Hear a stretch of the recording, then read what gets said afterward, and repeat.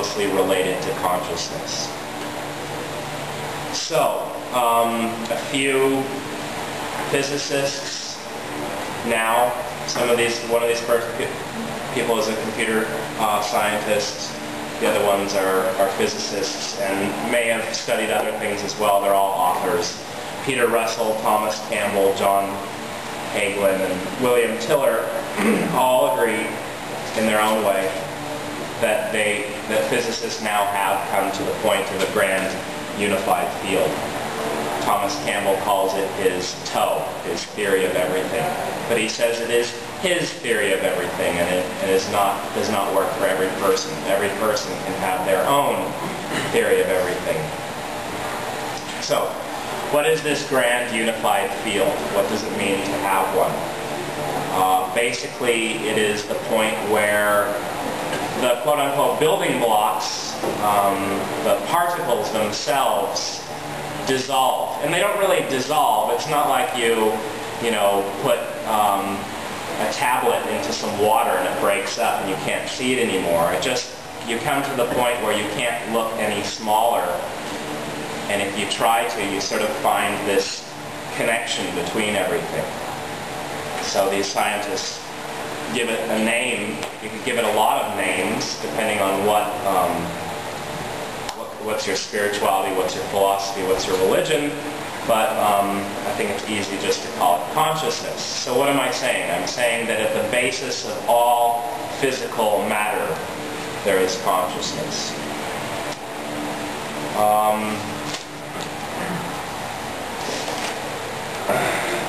Peter Russell asks, and Alex said something, I can't remember what he said, but this will remind you of what Alex just said a minute ago. Peter Russell asked, how can consciousness come from matter, which we believe to be unconscious? We believe this desk or this pen to be completely unconscious, to have no sense of feeling or emotion or anything like that. How could our consciousness come from something as simple as skin cells, brain cells, whatever, not shirt cells, but okay, so quote from John Hagelin: "We are the creators not only of our own destiny, but ultimately we are the creators of universal destiny. We are the creators of the universe." Okay, so I'm going to come to a close on physics because I'm not a physicist. Metaphysics. Alexander gave an incredibly great introduction to that, one that I just could not do. I generally am going to leave the philosophy to philosophers. I would love to be a student of philosophy, but I'm not. But studying philosophy with Alex's help, because I'll say to Alex, hey, can you tell me someone to study? Just pull it out of a hat. This person and this person, go study them. And that's been a lot of fun for me. I'm going to mention, well, actually, Alex already mentioned Descartes, so I don't need to say anything more about that. Perfect. I'm glad you didn't mention everything in my speech. But I will mention Kant and the Chang brothers. The Chang brothers from China, only in their idea of this thing called the Li, which I think is extremely interesting. So, Kant says that perception is what makes perception is what makes the object possible. You can think about it a lot of different ways, but I think that's very interesting. Meaning, in other words, if there wasn't perception, then the object would not be possible. Like I said, I'm not going to talk too much about philosophy because I'm not a philosopher. I just want to give these little points that kind of support my idea. This idea of the Li. the way that Alex has described it, because actually I haven't studied the Chang brothers myself, which is kind of strange. I probably should, but I think I would have to be in his class to do that. I imagine it as a ball of consciousness. That's the name that I'm going to give it. I imagine it as a ball of consciousness, and that any possibility, so we are all possibilities. Thanks. I guess that's why we're here, because we're all possibilities. You can imagine it, there's a ball, and some spike of consciousness comes out from that ball, and at the tip of that spike is us. That's just the way I like to think about it. You could imagine it as a sea urchin, one of those spiny sea creatures that goes around with all the spikes on it, that if you crack it open you can eat it.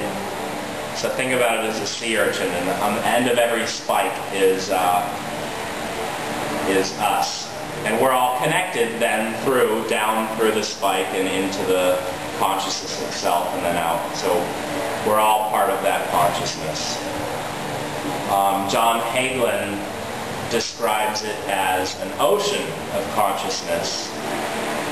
I like the ball better, because a ball can be any size, right? If you think of an ocean, you're like, oh, I know an ocean, Pacific Ocean. Well, it's finite. It doesn't go on forever.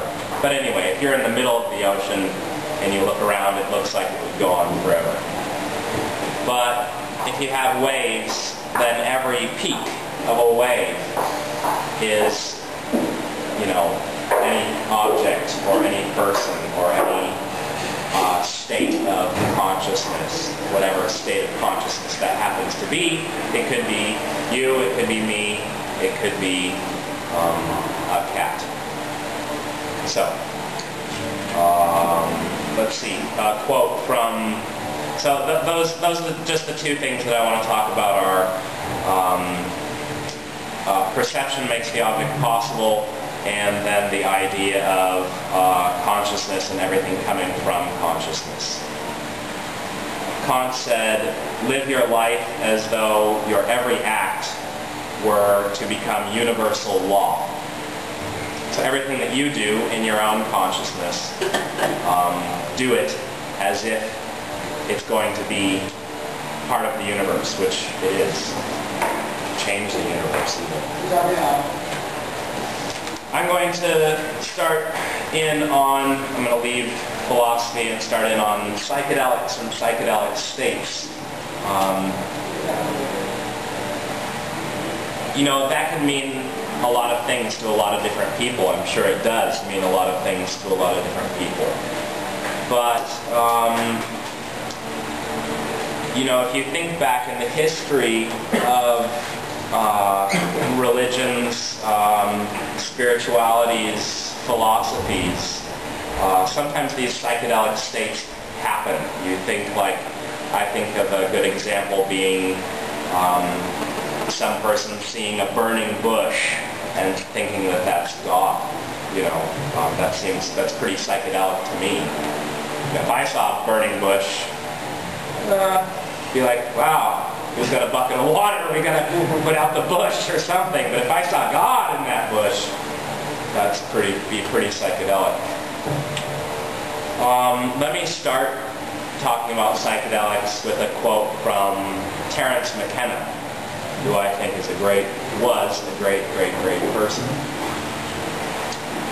We have been to the moon, charted the depths of the ocean and the heart of the atom, but we have fear of looking inward to ourselves because we sense that, or sense what is there, because we sense that that is where all contradictions come together. Okay, so